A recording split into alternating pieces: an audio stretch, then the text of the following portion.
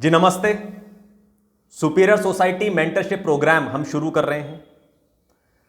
उसमें पेरेंट्स और मेंटर्स जुड़ सकते हैं।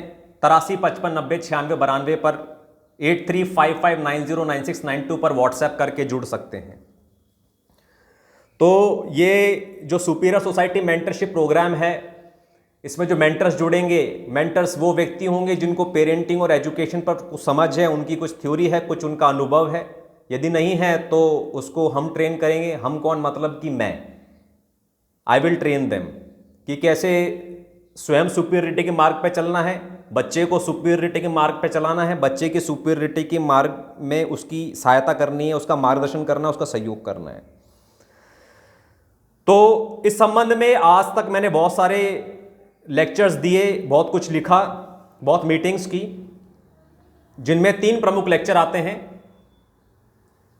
बच्चा ही भगवान है, revolutionary education model of superior society और parenting for superiors.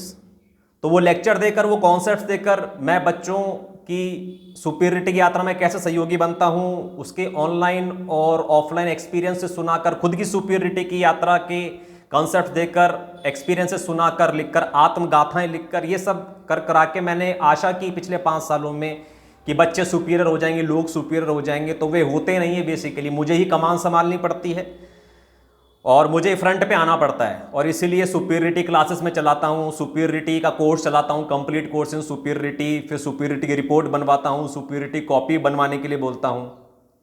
And therefore superiority मतलब सुपीरियर सोसाइटी मेंटरशिप प्रोग्राम। तो बहुत सारे पेरेंट्स अभी तक आए, मुझे कहते हैं कि हमारे बच्चे को भी कुछ सिखाओ, हमारे बच्चे को सुपीरियर बनाओ। रिश्तेदारों में कुछ लोग आए, पड़ोस में कुछ लोग आए, सब्सक्राइबर्स में बहुत सारे सुपीरियर्स आए। तो मैं उनको बोलता हूँ ये ज्ञान है, जाकर ले लेना और अपने हिसाब से देख लेना, ठीक है। बट उसका कुछ निष्कर्ष निकलता नहीं है।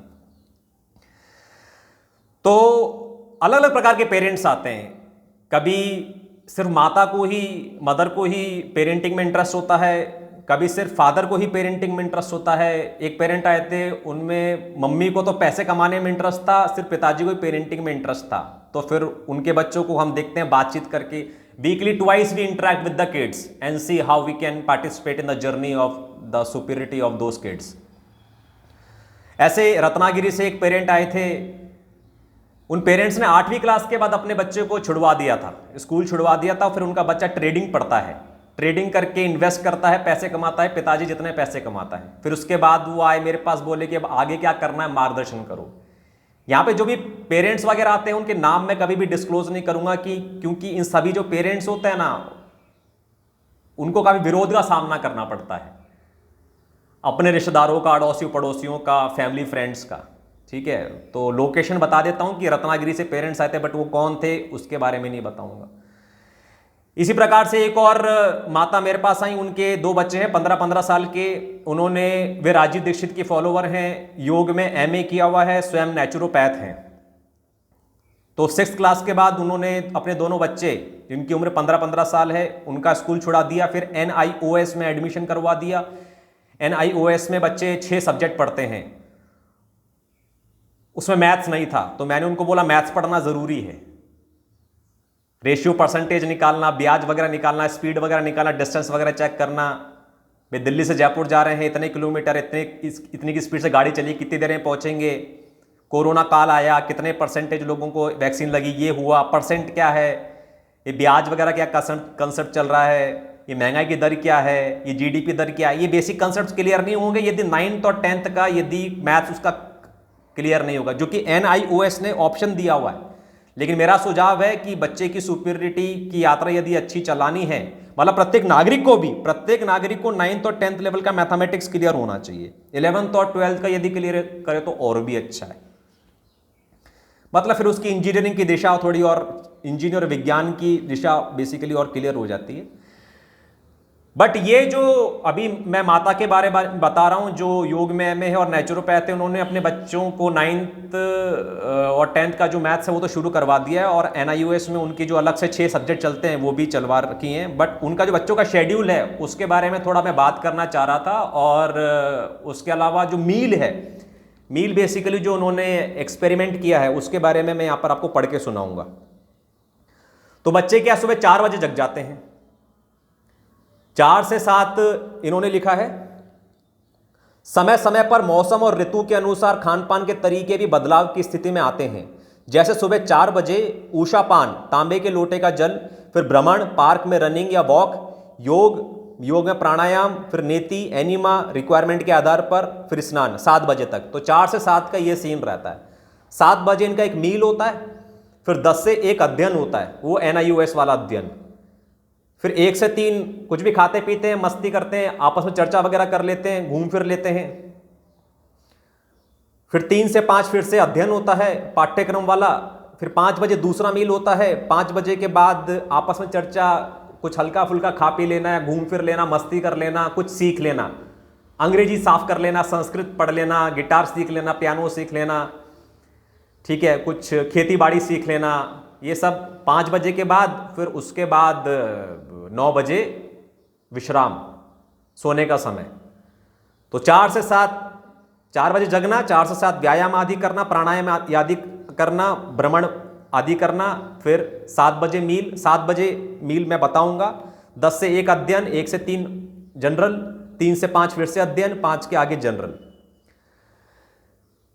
अच्छा, जनरल वगैरह है उसके अंदर जो मैंने बता दिया वो तो है। उसके अलावा राइट टू रिकॉल की शिक्षाएं, राजीव दीक्षित की शिक्षाएं, क्वांटम की शिक्षाएं, न्यूरोप्लास्टिसिटी की शिक्षाएं, चक्रों की शिक्षाएं, वो सब भी सुपीरियरिटी की शिक्षाओं में आ गए। ठीक है, ये सब शिक्षाएं कौन देगा? बच्चा खुद लेगा, मैं दूंगा। जो सुपीरियर सोसाइटी मेंटरशिप प्रोग्राम है उसमें जो मेंटर्स आ जाएंगे वो करेंगे। ठीक है, माता पिता भी करेंगे, जिससे जितना जितना होगा उतना उतना करेगा। ये जो पूरा काम है ये सुपीरियर सोसाइटी मेंटरशिप प्रोग्राम में, ये सिरदर्दी प्रोग्राम नहीं है। तो तन से, मन से, धन से, समय के आधार पर, ऊर्जा के आधार पर जिससे जो हो सकेगा वो करेगा।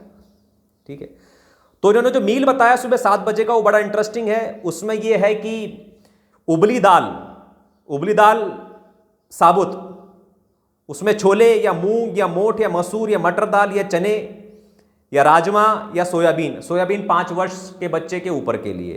कोई 1 कटोरी लेकर साबुत दाल रात को पानी में भिगो दीजिए 3-4 व्यक्तियों के लिए। सुबह उसमें थोड़ा 1 गिलास पानी डाल दीजिए, हल्दी डाल दीजिए, स्वादानुसार सेंधा नमक डाल दीजिए, डालकर उबाल लीजिए। ठंडा होने पर उसमें खीरा 1 देसी, टमाटर 1 देसी, प्याज 1, फिर हरा धनिया कुछ पत्तियां बारीक कटी हुई, आंवला 1 हल्का बॉइल्ड, ये सब उस दाल में डाल देना है। फिर उसके आगे इन्होंने बोला है कि आधा पपीता, ये 2 सेब, 2 केले, हरी मिर्च 1, नींबू 1, फिर काला नमक इच्छानुसार, फिर भुनी मूंगफली 1 कटोरी, अच्छी तरीके से मिक्स कर लें। ये सारी चीजें मिलाकर मिक्स करके एक स्वादिष्ट व्यंजन तैयार है। ये इनका मॉर्निंग का मील है। इनसे मैंने ये पूछा था कि जो अन्न के साथ फल जाएगा तो मिसमैच नहीं करेगा? तो इन्होंने नेचुरोपैथ का जो इनको ज्ञान है नेचुरोपैथी को, उसके आधार पर इन्होंने कहा कि नहीं ये जायज़ है। ठीक है, तो ये मॉर्निंग का बेसिकली मील बन गया। उसके आगे इन्होंने लिखा है कि यदि आप अंकुरित ले सकें तो उबली साबुत दालों के स्थान पर इन्हीं साबुत को ले सकते हैं, अंकुरित को। तो ये मॉर्निंग का मील बन गया। साथ में कहा है कि 3 दिन सुबह नारियल पानी भी ये लेते हैं। ठीक है, तो ये मॉर्निंग का मील बन गया, क्या बात है।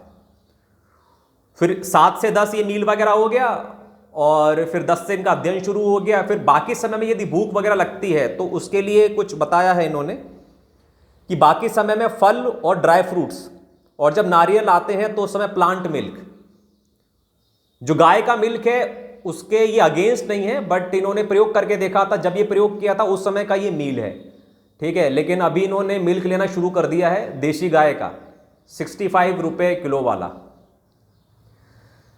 तो मिल्क प्रोडक्ट्स के भी ये कंप्लीटली अगेंस्ट नहीं है, बट वो हर व्यक्ति अपनी अपनी मान्यता के अनुसार देख सकता है। तन मन धन ऊर्जा समय के अंदर मानसिकता विचार वगैरह जो भी उसकी समझ है वो सब चीज़ें भी आ गई। उसके बाद इन्होंने ये एक हरी चटनी के साथ चपाती का भी कॉन्सेप्ट बताया है। एक प्रकार की हरी चटनी का कॉन्सेप्ट है इनका कि हरा धनिया प्लस हरी मिर्च प्लस टमाटर प्लस आंवला प्लस नमक, इन सबको मिक्सी में या सिलबट्टे पर पीस लें और मिस्से आटे की चपाती के साथ लें। ये एक और मील बताया है। ये मील शाम को 5 बजे भी ले सकते हैं और बीच में भी कभी ले सकते हैं, लेकिन सुबह 7 बजे का और शाम को 5 बजे का ये जो 2 मील है वो प्रमुख हैं।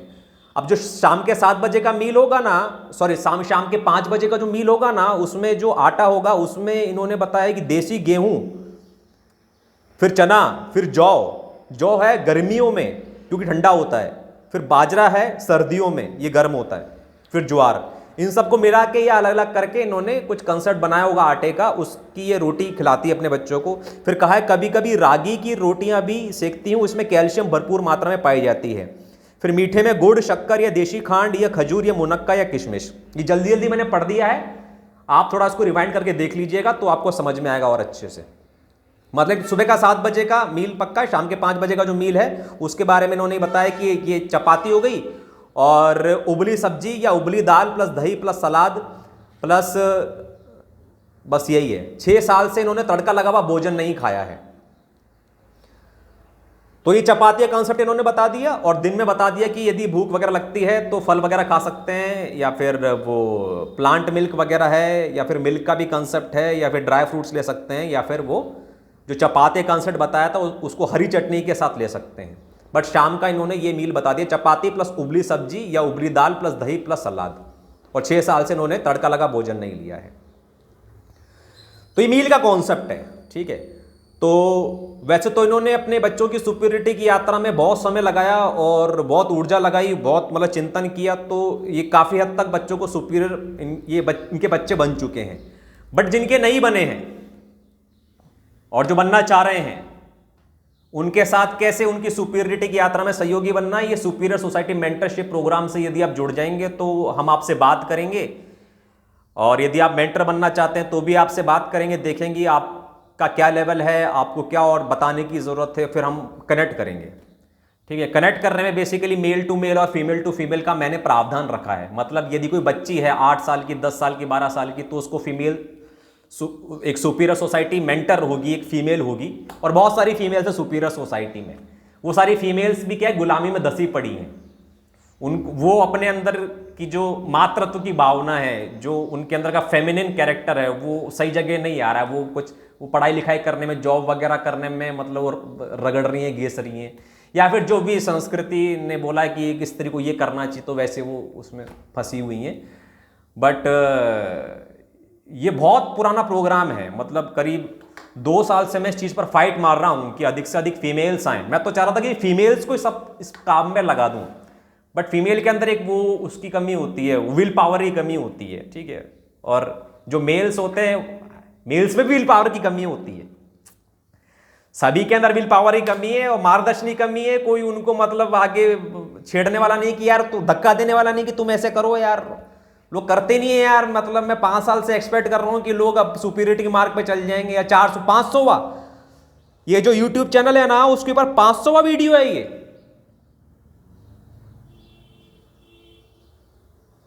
क्या समझे भाई साहब, सुपीरियर सोसाइटी यूट्यूब चैनल पर 500वां वीडियो है ये। उसमें से 100 कुछ मेरी परफॉर्मेंसेज होगी, रूबी क्यूब की, जगलिंग वगैरह, नान चाकू, ये गिटार वगैरह की, और 100 अनइंपॉर्टेंट वीडियोज होंगे तो भी, और 50 और हटा दो तो 250 वीडियोस तो ऐसे हैं जिस पर प्योर ज्ञान बरस रहा है। उस ज्ञान को कोई सुनकर यार एंटरटेनमेंट की तरह लोग यार आगे टाइम पास करने चल जाते हैं और अपनी गुलामी की जिंदगी फंस जाते हैं। उनको धारण करते नहीं है, उसकी सुपीरियरिटी की कॉपी के अंदर उसके मुख्य मुख्य नोट्स बनाते नहीं है। वो धारण करके उन्होंने जीवन में क्या हासिल किया, क्या प्राप्त किया, क्या पाया, क्या खोया, कितना फेल हुए, वो आके रिपोर्ट देते नहीं है, ठीक है। तो बेसिकली ये जो चीजें थोड़ी और रफ्तार पकड़े, गियर अप हो जाए, इसीलिए सुपीरियर सोसाइटी मेंटरशिप प्रोग्राम से आप जुड़ सकते हैं। नमस्ते।